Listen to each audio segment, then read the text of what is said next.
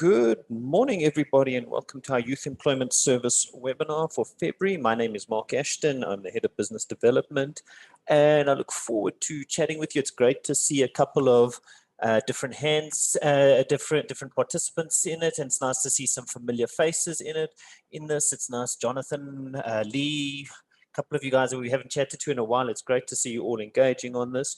I've obviously got a shared screen up at the moment, so I've got my colleague Raquel who will be managing the chat and the Q&A facility. If there are any questions, please keep them coming in, as I think we all have had our fair share of Zoom, and it's always nice to be able to have a session where we can talk with rather than at people. Please keep the questions coming in, and obviously we want to be in as interactive as possible. Just before I kick off, I mean, I often always ponder whether or not to put the president on my opening slide, depending whether he's in the good books or the bad books. But, you know, as a starting point around this particular topic, you know, we often become very obsessed with this, the BEE element of it and compliance, verification, etc. But there's actually some quite good, you know, some interesting success stories that have come out of YES. I was just listening on the radio this morning that the vaccinations have started to be rolled out for the community healthcare workers and frontline health workers. And I was chatting to the ladies from Aurum and from the Youth Health Africa, and they actually reminded us that a number of these youth are actually going to be considered frontline healthcare workers and will be on the vaccination schedule. So that's really good news. Many of you sponsor some of these youth that are actually out there educating people around the COVID pandemic and looking for support for the community that don't have access to primary health care. So it's actually a really nice story. And I mean, just chatting to the YHA ladies, they're in the process of recruiting just over 100 youth to work as community healthcare workers in KZN. They'll be split across 41 different clinics. And for me, that's, you know, you talk about impact and you talk about the ability to, you know, just take BEE as a tool that has social impact. It's one of those really, really great success stories. So if you'd like a bit more information about working with YHA or Aurum or the Witkoppen Clinic in terms of capacitating healthcare services, happy to take that discussion offline or answer it during the Q&A facility. Just some key contacts before we kick off. So my name is Marc Ashton. There's my email address. It's nice and easy. It's Marc@YES for Youth. We often get this query about how organizations can get their youth stories featured or their corporate investment, you know, the corporate involvement featured. So Makebe, who heads up the marketing youth stories lead, she's able to give you some feedback around that, and you can submit stories to her. She's always looking for things and stories to work with. So it's mokebe@yesforyouth.coza. And then Lee Emery is our Chief Client Centricity Officer. And she's, you know, it's one of the big things that we've been working with quite a lot around YES is actually this ability to engage with clients, improve the experience. And we'd really like to be able to use this session to be able to get feedback from you around what it is that you are looking for from YES, and to talk it through some of the new developments that are coming through, things like national minimum wage and the like. And so for those who are comfortable dropping comments into the chat facility, you're welcome to put them there.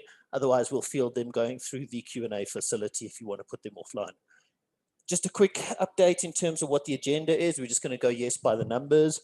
The impact of COVID-19, the clarification statement, and the various DCC concessions, national minimum wage change, the YES IP model and upcoming YES pricing changes, EIP implementations using YES, and then integrating ESD, SED, and YES into a single needs solution.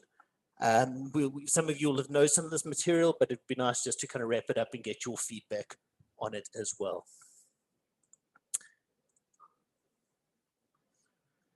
Right, so let's jump straight into it. YES by the numbers. So cool success story, 50,000 work experiences will be registered at the end of February 2021. You know, we often get asked this question about the impact of YES. 50,000 jobs in the middle of it with a pandemic is a very significant achievement. There's over 1,300 corporate registrations. Interesting, nice story here. First program 4, in other words, an organization returning for its 4th year of participation with YES is coming through. And we've already got 59 programs created in February 2021. So, we always get this question about what the confidence in the market is like at the moment. There are 59 of them registered in February. We've seen a big uptick over November, December, Jan, and Feb. So that really does show you that organizations are looking at YES and able to talk about some of the success stories. 2.6 billion plus in youth salaries injected into the economy. Absorption rates sitting at about 35%. There are a significant number of BE level ups. This is obviously a moving target as verifications happen, but we've got over 300 recorded on the system already. And 7 million learning minutes. So those who are familiar with the YES mobile phones, and I'm happy to field some questions on that at the end of this. Over 7 million learning minutes have been conducted on those smartphones. And one of the interesting things, and you can probably pin us down to this later in the kind of second quarter of 2021, is that there could be the opportunity for some skills recognition for your monitoring evaluation fees against these mobile phone modules. We will send out further communication around that. But again, it just talks about the maturity of the YES offering and the ability to integrate it into multiple elements of the scorecard. This is always just a fun map, and I'm not going to dwell on it for too long, but one of the big challenges that you have in South Africa, and I mentioned that 2.6 billion rand of youth salaries since inception, is just the social impact of YES. I mean, if you think about the way the South African economy is made up, you've got Western Cape and Gauteng as your kind of key areas where economic activity takes place. The problem there is that you have a vast number of youth that are sitting in situations where they're having to compete against 18, 19, 20-year-olds who have access to mobile phones, laptop computers, their own cars, etc. And social mobility is a huge issue. The reality is that we're starting to see youth salaries going into places like Limpopo, into the Northern Cape, and some very exciting projects that are being rolled out there. So I like referencing this map just as an opportunity to come back to people and say, actually, you're doing some really exciting things across the South African economy. And there's some fun projects. Conservation South Africa, for instance, are doing a renewable energy project in the Northern Cape. And Northern Cape's actually quite topical with a number of the mining houses at the moment, because we're getting quite a lot of anecdotal feedback from those mining houses that security in the area is becoming a major issue, because these youth simply don't have the ability to move from the, they don't see any kind of job path to be able to get into the mining operations. Seeing a number of youth or employees being brought in from outside the Northern Cape, and it's creating a security issue. And we've always spoken about how, if you think about YES, go back to the Arab Spring, youth unemployment rate in South Africa is double what it was in Tunisia when the Arab Spring kicked off. So this whole idea of social impact of YES is a very important one to remember. So just in terms of the impact of COVID-19, clarification statement and DCC concessions, as I mentioned, confidence is definitely returning. We had very good November, December, January, and now obviously February. I've mentioned the 59 businesses that are already signed up for programs on the system. We often get asked this question about the DTIC concessions, and I just want to walk people through what happened there and how it is being applied, and just some kind of anecdotal feedback. Obviously, each instance is different. But if you remember, for your first year of participation, youth can be contracted anywhere inside your measurement period. For your second and subsequent years of participation, you need to do 8 months by verification. And the key issue there is, during lockdown, during the COVID impact, there was a significant challenge that was in terms of recruiting youth and identifying youth and being able to get them contracted and placed. And the DTIC said it was open to engaging corporates who still wanted to participate in YES, but were facing lockdown challenges, recruitment challenges, etc. Process there effectively was, you could write a motivation via Jacques Marnis and YES, saying that these are the reasons that your intent is to still participate in YES. You believe in the spirit of the legislation. This is what your previous BE participation was. Here's your proof of registration, etc. with YES. You weren't able to make the 8-month mark, but you do still want to participate. And the DTIC will then take that on review, and they will then go and issue a concession if it is a valid argument. Up until now, I've seen almost every single one of those concessions approved. The one thing that is quite critical is we did see the first one that wasn't approved that was communicated back to us. And the challenge there was the organization had simply delayed their, they were almost playing chicken with the DTIC around concessions and not wanting to commit to it. And ultimately they became, and the DTIC said, look, there was no reason for you not to have started the recruitment and registration process at that point in time. So please be aware that if you, obviously as lockdowns are being lifted, industries are opening up again, the ability to go and join, there's no reason for you not to start getting involved in your YES programs and making sure that your recruitment takes place as required. I'm just going to run you through, most of you guys are representing various BEE consulting agencies, so I'm just going to keep running you very quickly through the changes from the clarification statement that came out in February 2020. Kind of the key issues there was transport companies can participate with no sub-minimums, the 5% buffer on the placements. So if, in other words, if you have up to 5% of your cohort can fall off without having to be replaced.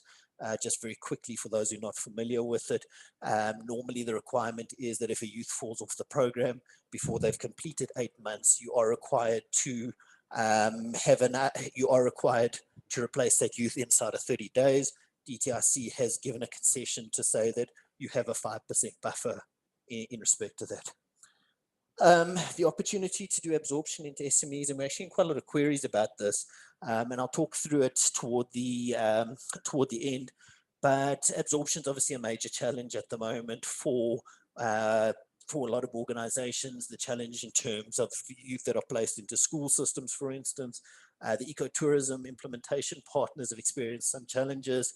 And one of the options is that youth can now be absorbed into SMEs that they can set up. You'll be required to show some evidence to be able to say this is the framework in which you're supporting that entity, but that can be viewed as an employment, as an absorption opportunity. Just a reminder, I am monitoring, and Raquel and I are monitoring the Q&A facility. I'll try and bundle up all the questions at the end as well, just to work through them, and I am watching some of the questions coming through. Keep them coming. We obviously want to be able to chat to you as we're going along. So this is quite an important one. Change in the national minimum wage has just been gazetted, effective 1 March 2021. The rate is actually, so if you were paying the 3,600, the amount is now up to 3,760, unless you have the industry, if you've got some bargaining council industry norms as per the wage that has been dictated for your sector. Organizations who've got internal placements must update their payroll. We often get this query about, well, I was paying 3.6. Does this mean I can just carry on paying 3.6? The answer is no, you cannot do that. If you are on the YES implementation partner model, in other words, making use of the SHP, you are required to then go and do a top-up payment. You'll see an invoice that will come through from the YES finance team, who will give some ideas around the for the top-ups, whether you're on the quarterly, biannual, or annual payment packages. But please don't ignore it, because it'll create an issue when you come at the end of your verification period. YES IP model and upcoming changes in the pricing models that we've got associated with that. I mean, the first one that I just want to say, did you check out the documentaries on Showmax? If you haven't yet, please go and log into your Showmax account and have a look. It's under the Great Reset. One of the reasons that I do want to kind of highlight this is it just puts some names and faces to some of the corporate sponsors and some of the initiatives that YES is involved in. I think we often all get bogged down in the BEE details, but there's some really nice success stories. You get to meet the faces and the names behind the organization. So firstly, go and have a look at that. Just a reminder about this contracting framework. We often get asked about why people go through the contracting frameworks that we've set up. So I'm just going to do a very high level reminder of how it works. Typically, there are two legs to this contracting. setup. The first one being, how is the youth employed? So you've got two options when it comes to the youth contracting. The first one is a two-party employment contract with the YES Youth being on the implementation partner's payroll, and the implementation partner is the employer of record. Or you can have a separate setup, which is a three-party employment contract where the corporate sponsor, the implementation partner, and the youth are all parties to that contract. Just to give you kind of some anecdotal feedback around it, the two-party employment contract seems to be quite popular with a number of organizations who are looking at they're looking to participate in YES, but don't want to expand their headcounts because otherwise it ends up with impacting things like their skill spend, their employment equity plans, etc. So typically what happens then, you have a two-party employment contract, and then the corporate sponsor, YES, and the implementation partner are all bound through a three-party agreement, which will then be used as evidence for your verification purposes. Some other interesting requests that we have seen coming through is organizations that struggle to bring differently abled youth into their organizations have been able to make use of the YES implementation partners. They will then go out and source youth that you'd be able to then add to your headcount. Obviously, there you'd require a three-party employment contract, but it is an option, and it is a request that we're seeing more and more of coming through as a way for organizations to meet certain targets on their equity plans. So that is quite an interesting thing to have a look at. I see Juanita's got a question about absorption, so I just want to quickly run through this from an implementation partner perspective. I mentioned that some of the challenges that we are seeing are around absorption in respect of the youth that are working in schools and the youth that are working in ecotourism type entities. And that is seeing that pressure there does seem to be easing as the industries are opening up again and the schools are opening up again. Just a reminder that if you want to participate in YES, absorption is not measured in your first measurement period, but is retrospectively measured at your second verification. The requirement there will be that the youth will need to be absorbed on a permanent employment contract. So we often get this question about, can they be put onto fixed term contracts or learnerships? No, they cannot be put onto, they need to be employed as permanent employees rather than absorbed on short-term contracts. The intent there is obviously to create real-world work experience for these youth. Just having a look, I've got another absorption query. I just want to the question about the limited duration contracts, it is an issue that we are engaging with the DTIC around it. It's not quite as easy. It's not just YES related, so we do need to be able to go out and engage other partners and other stakeholders around these absorption queries. And so we are seeing more and more of this idea of creating cohorts and then absorbing them into small businesses that ultimately tie into ESD contributions. So in other words, looking at YES as a kind of multi-year implementation. We find it difficult obtaining proof of employment from youth that left the program. How can we address this? I mean, this is an ongoing query, and it is one of these things that we have been looking at quite a lot. We are trying to build up an alumni database in terms of youth that finish programs, and we have had some engagement with them.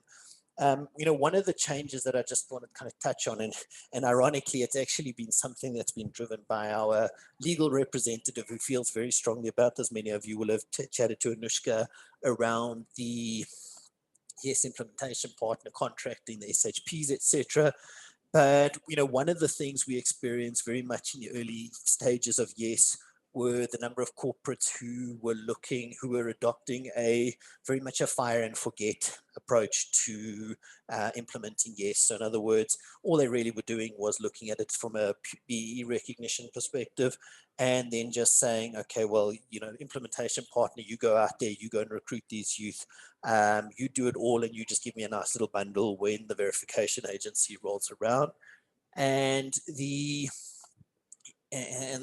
point that Anushka makes, and I mean, we've kind of reiterated across all the teams as we've gone along, is this is actually an investment in the future of a number of youth. And the organizations who take an active interest in their youth, they schedule follow-ups, they schedule check-ins with the IPs. I mean, the IPs love engaging with their corporate sponsors. They really do want to share these stories with them. And we have found that those that take a more active or proactive interest in YES implementations do tend to have a better ability to track these youth in their progress as they're going along. It is an ongoing challenge in terms of youth that drop off programs, or whether they were permanently employed, or getting that documentation out of them. We do have, you know, call centers that are constantly following up. We do follow up over email, etc. But I hear Juanita's point is that this is an issue that could be done differently, and we do continue to engage the IPs around this. Maybe just building on this a little bit, for those who know Farai, who's been running the implementation partner initiative, she has added in a whole scoring matrix in terms of in terms of absorption, in terms of performance, the ability to get documents ready for BE verification purposes, and she's done a great job in that respect. And you can actually get some really nice reports that are coming out of the system. They're a work in progress, but there are some really nice reports. So please take an active interest. If you are going the IP or turnkey model solution, please take an active interest. We'd love to kind of share the stories and the evolution of the youth as they are going along. In terms of the small biz package and the small biz package and implementation partner, this is a pricing change issue.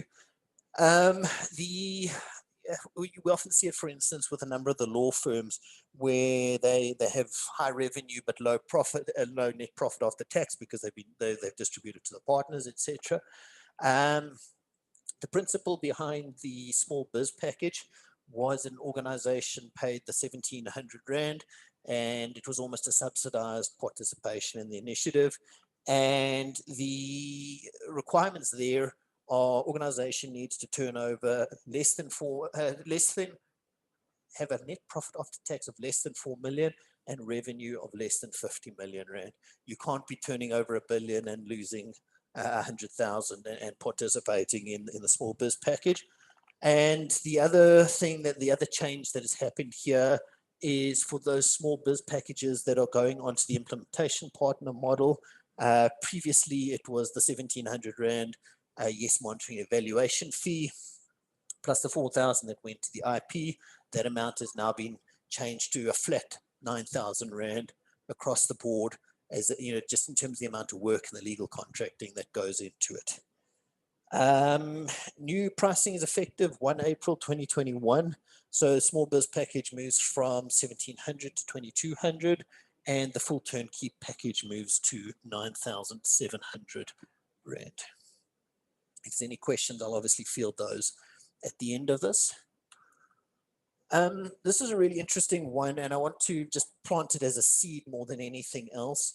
We partnered with one of the big multinational technology companies who are actually using YES as part of their equity equivalent investment program.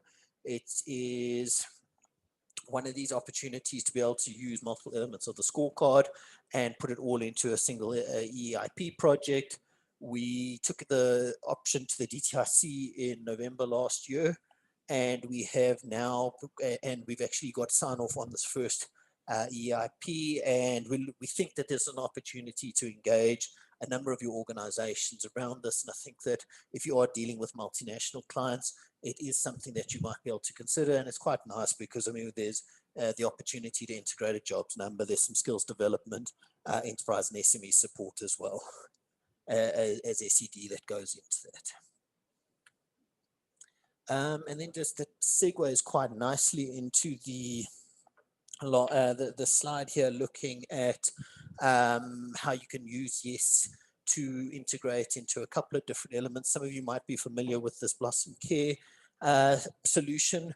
So Blossom Care is one of the YES implementation partners that manufactures sanitary pads, biodegradable sanitary pads, where that's typically run by 6 or 7 young ladies. So I think there's about 6 of them that are now running around the country at the moment, either in YES hubs or have been bolted on to various corporates. And they effectively equip 7 ladies to go and work in this micro franchise. So you can use your YES jobs commitment there if you've got a relatively small number or you want to integrate it into a broader plan. But you can also then have an enterprise development contribution. These micro franchises typically cost about R1.5 million to set up. And you're able to get some enterprise and supply development in there. We've got 3, I think, that are currently in the works being rolled out across the country. And then also from an SED recognition perspective, so these micro franchises typically make up, they do about 50,000 sanitary pads per month. And so what the organizations are doing is they're committing to offtake agreements. So obviously the biggest challenge when you're running a small business is to make sure that they actually have clients to work with. So we've had corporates that'll come along and they'll make an SED contribution saying that they're going to manufacture 25,000, 500,000, whatever the number is. Those orders get aggregated across the different micro franchises, and they're then distributed to vulnerable communities across the country, which is quite a cool way to be able to integrate a variety of spend. And, you know, it's cool to be able to get a small business up and running, but it also means that you can then tick your various boxes in terms of ESD, SED, and your YES jobs number all tied up into it. If you want to talk a little bit more about this, you're welcome to drop me a line on the email and I'll take that discussion offline. It's time for question and answers, but first I have 3 requests. Please don't add youth to your first year program when you're going into your second year program. It's a mistake that seems to be coming through quite regularly. If you want to create a second year program, you need to go into your portal. There's a drop down arrow on the left hand side where it says your program 1 is, and you say add new program and you follow the wizard that happens there. Reason that's important is each program gets a unique registration certificate. So be very wary about going in and adding to the first year program when you actually mean to assign them to the second or third year program. It creates havoc on our internal systems. So we're quite happy to go and engage and get these up and running, but it does take a lot of work. It means we've got to go and reverse invoices in the account system, change your portal, change your system on the back end. So there's a couple of moving parts. So please, if you're not sure, please let me know. I'm happy to help you with this. Number 2, please use your portal. The portal is there for you to be able to manage your documentation, get your check the status of your youth, check your dropouts, check your replacements, whether it's internal, external placements. And we often, people look at the client engagement or business development teams to run their admin for them, and then they often get into a crunch around verification time. If your portal is up to date, it makes it a hell of a lot easier to get all your documentation in. And then my 3rd request is just to lean on us. We love working with the consulting teams, verification agencies, and all the various stakeholders. We want to build cool projects. So please, by all means, get in touch with us, share your questions. Tracy and I spend a lot of time chatting to the VAs, getting different interpretations, looking at different elements of it. So more than happy to join your calls. Again, I always remind people that YES is a not-for-profit organization. There's no threat that your potential client you're going to lose a potential client. Our job is to get jobs over the line. And that's this is a core part of what we do. So please feel free to engage with us around that. All right, I can see a bunch of questions coming through, and I can see Raquel's got a couple of them that are also coming through the Q&A facility, so I'm just going to run through them, but as a reminder, you're welcome to carry on submitting via the chat or via the Q&A facility, and I'll have a look at it as we go along.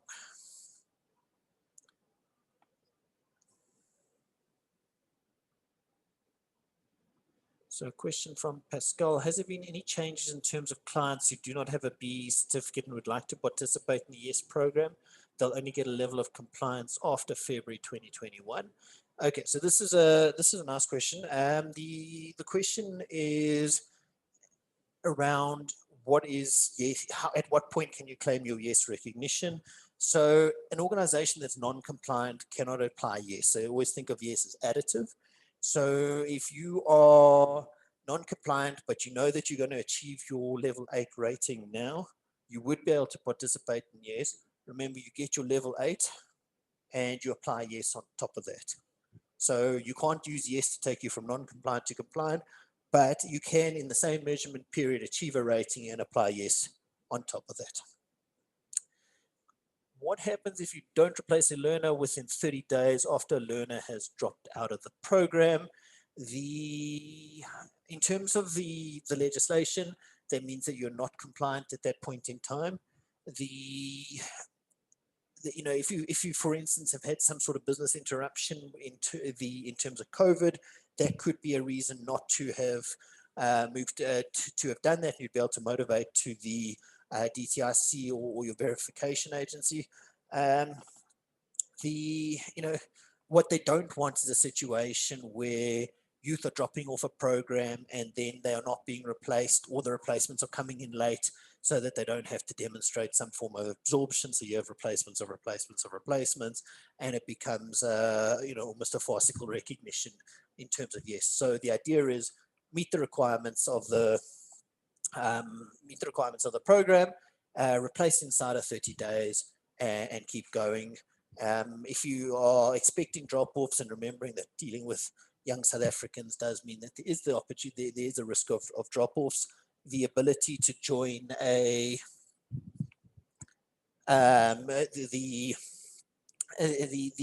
to have some form of buffer that you end up building out on that as well. So you do have the option of running extra youth on your program.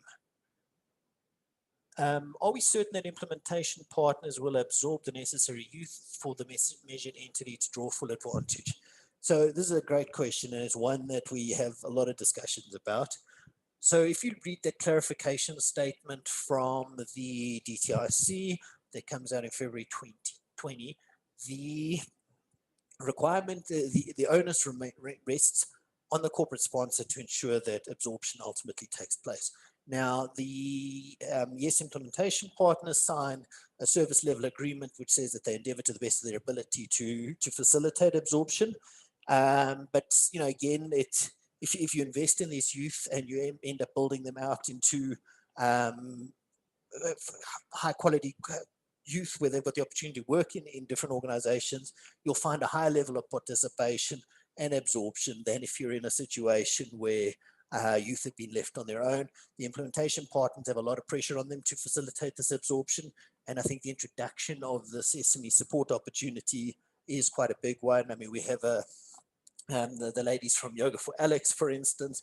You know, they had an interesting situation where the corporate sponsor was an IT corporate sponsor, so there was no natural way for the youth to move into an IT position, having done a role in kind of the Yoga for Alex support structure. But they've now funded one of the youth who will be starting a small business doing translation and tutoring services, and they've got some evidence that goes with it. Are there any other questions that I'm missing here? Let's have a look. I'm just going to check if I missed any. Looking at the various youth qualified graduates and those with matric certificates, it would be interesting to see which of those are absorbed or permanently placed. This is one of the, it's a statement more than a question, but there is definitely some opportunities to look at some of this data in terms of what are the what type of youth are being absorbed. And that's why I say it's always fun to look at that graphic in terms of where the jobs are being created and the opportunities that are that are being created for these youth and for absorption. And, you know, one of the things we did some interesting research at the end of last year, and what we believe is that the opportunity rests with organizations who are prepared to look at YES as a multi-year program. I mentioned we've got our first fourth-year organization coming on board, but the opportunity to actually go and say, how can we build a career path for these youth that goes beyond simply getting them a basic CV and reference letter, but actually building them into being part of the organization that is sponsoring them. There's some very nice kind of pathways that we're looking at, and some very exciting new implementation partners that are coming on board, looking at fields like call centers, renewable energy, healthcare, etc. We've touched on a couple of those as we're going along. Let me just check if I have missed any questions here. Again, comment from Juanita, and it's always fun to work with implementation partners that have a passionate interest in the outcomes of these programs. But Juanita makes the point, I think working with a corporate sponsor is amazing, and they've got different programs and have youth that can fit into corporate jobs after that. It'll be great if this is brought into the SHPs. You know that we're constantly refining that model, and the work that Farai, Victoria, and the rest of the team are doing is it's always geared towards ensuring that these youth are absorbed. I mean, the point I would raise here is, I mean, the absorption requirements for YES are very low. 2.5% if you're doing it for one level, 5% if you're doing it for the two levels, and we're looking at absorption rates of around 35%. So that is encouraging from that perspective. When replacing a YES learner within 30 days, what's the implications on the replacement learner contract? Will they only be employed for the remainder of the original contract, or will they be employed for another 12 months? The answer there is that if the youth has not completed 8 months and they fall off before the 8-month mark, they need to be replaced with a new 12-month fixed term contract. That's why we really work hard to encourage organizations to take a vested interest in ensuring that these youth don't drop off their programs. Those seem to be the majority of the questions. I'm going to give everybody another kind of minute or so to talk through some of any other questions that they might have. You're welcome to drop your email address into, or your contact details into the Q&A facility if you want to set up a follow-up phone call. More than happy to work with you there. Just a fun fact here, I see that there's 52 attendees. We haven't dropped below 50 since I kicked off the start of the presentation. And I think that really is just an encouraging stat just to show the importance of how people are, how much interest there is in these YES programs and being able to build them out.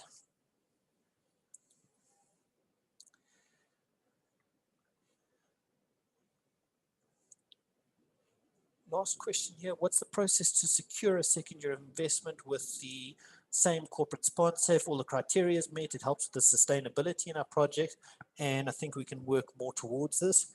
Again, this really does speak to my point that I raised about the second and third year participation and thinking about YES as a multi-year program.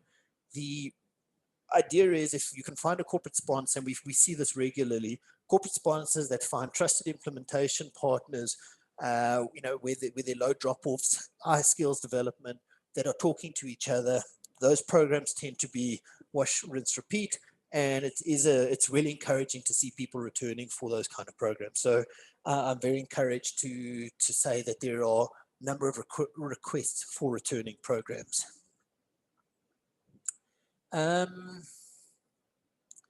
Oh, this is a fun one from Haley, so I'm going to just answer it because it has been raised a couple of times. We hired a great youth who just started on the program. We now suspect she is 4 months pregnant. We still would like to keep her employed. How would we proceed? The answer, this is a question that comes up regularly. It is covered in both the clarification statement and the YES FAQs. And the answer is that you would still keep those youth inside. You obviously offer the paternity leave. It sticks in line with the Basic Conditions of Employment Act, but you don't need to extend the contract during that period of time. I think that is all of the questions for today, and I really am pleased with the interaction and the discussion that's happening here.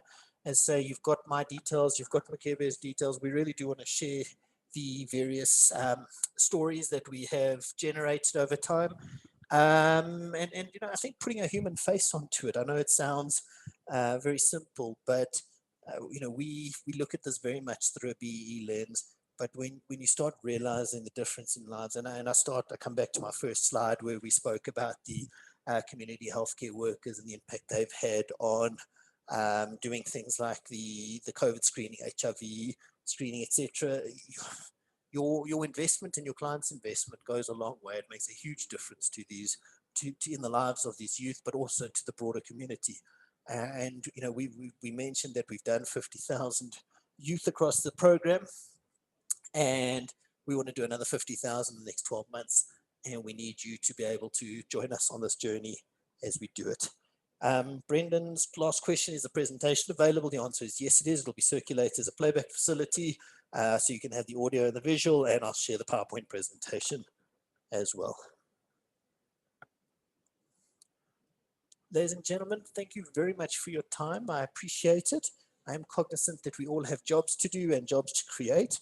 I'm going to end this presentation now, and we'll be circulating, but please, you've got my details.